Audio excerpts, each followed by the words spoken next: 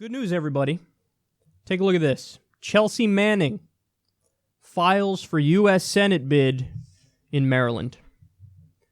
That's awesome. That's awesome. She released a campaign ad. I'm not going to show you the campaign ad, but solid. She's talking about how it's time for, basically, for there to be a populist wave. We need people to fight for the people. The government is screwing you. I mean, that's the essence of the message. And you're going to have people in the establishment scoffing at her. We've already seen it. Neera Tanden was retweeting shit about how she thinks basically Chelsea Manning is a Kremlin stooge that's going to run against Ben Cardin, who's the Democrat who already represents Maryland, who's already the senator from Maryland, and something about how, oh, he's done a good report on Russia, and now Chelsea Manning is running to do Putin's bidding. Like, oh, come on, man. That is Alex Jones level conspiracy bullshit. And that's what they're going with. That's what she's going with. Because, listen, they have to use arguments like that because they can't beat Chelsea Manning on substance. You can't win on policy, so what do? Smear. I don't know, Putin's puppet or something. So, fucking terrible. Go away. So I want to show you, give you a little bit of a deeper look here as to how corporate Democrats and limousine neoliberals talk about Chelsea Manning. So this is from a little while ago, maybe a year or two ago. Take a look at this. New York Times opinion on the left's self-defeating embrace of Chelsea Manning as a civil liberties heroine. Wow, that's so fucking gross. Not since Vogue ran a piece about Asma Assad has it celebrated such a morally compromised figure as Chelsea Manning.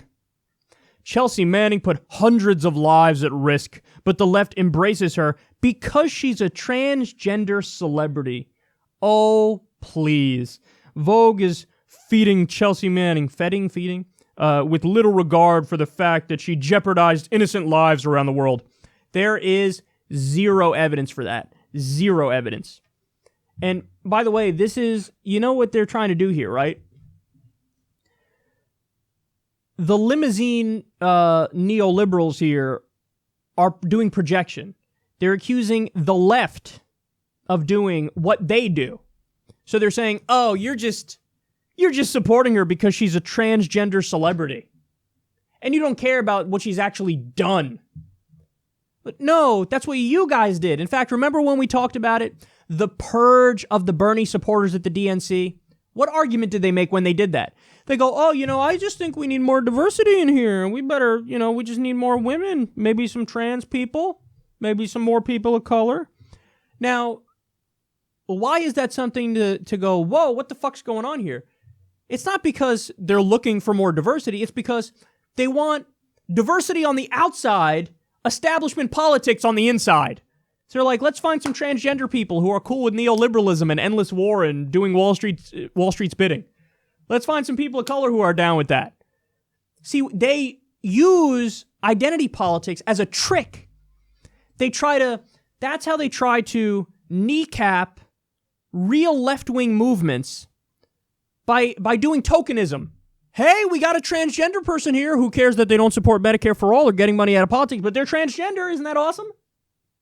That's what they do. That's what the neoliberals do. But they're accusing the left of doing that with Chelsea Manning. They're going, oh, you don't care about what she's actually done. You don't care about what she's done. You just care that she's trans. Nothing could be further from the truth. The people who are supporting Chelsea Manning, they're supporting Chelsea Manning because of what she's done, not because of her identity.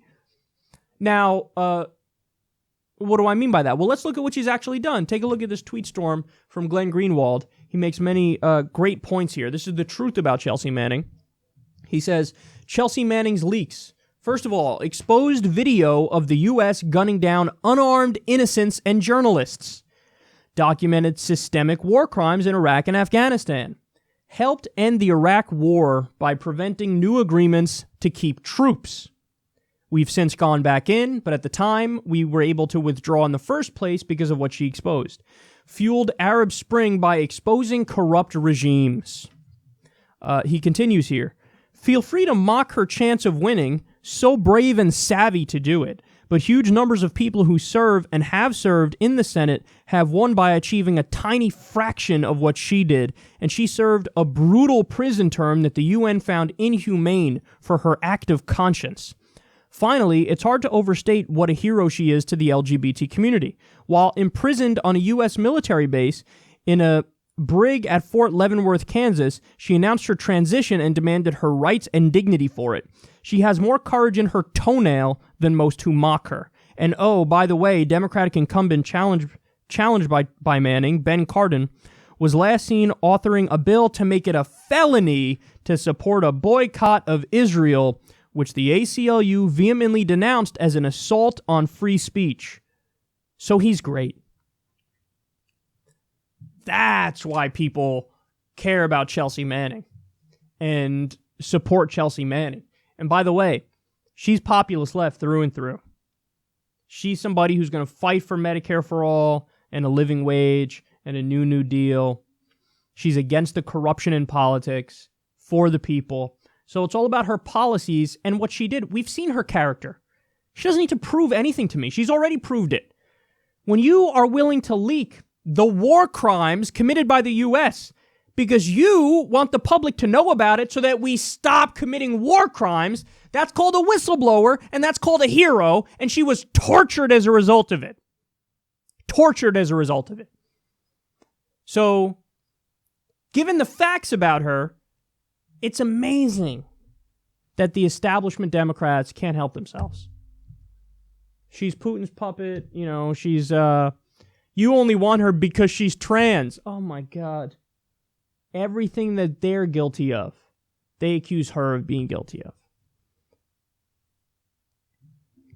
I'll say it one more time.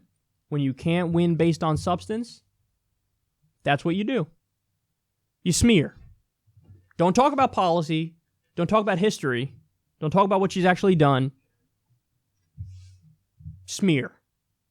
Because they know deep down they are totally messageless. And we have the truth on our side, and we have the policies that'll help the American people on our side.